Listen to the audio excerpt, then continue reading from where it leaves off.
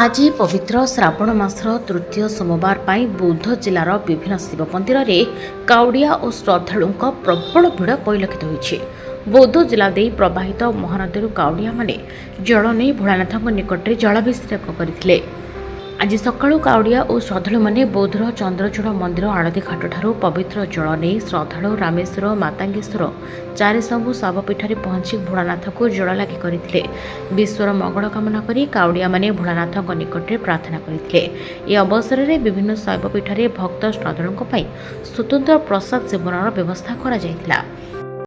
समस्त तो जय शिव शंकर आम महानदी पानी उठे आसी रामेश्वर बाबा ने पानी ढालु। एटा तो श्रावण मास तृतीय सोमवार अच्छे से बहुत खुशी लगुच। प्रत्येक वर्ष तो पानी ढाड़ा हो आम आसलु रामेश्वर बाबा को पानी ढाड़ा से ओडावासी समस्त शुभकामना। प्रथम तो भगवान को डाकिली कि समस्ते खुशी रुहतु भलरे रुहतु। प्रार्थना जे सब भक्त मान को दर्शन मिलू। सकाळो पूरा भोर आसकरी लंबा धाड़ी रे समस्ते छिड़ा हेसन। बहुत आशा अच्छे समस्त महाप्रभु को दर्शन करवा लगी माने लाइन रे पूरा केते निष्ठा सहित छिड़ा हेसन। आउ दर्शन करवा लगी समस्त श्रृंखला सहित समस्त को दर्शन महाप्रभु को दौसन। Bureau report Hiranchal live.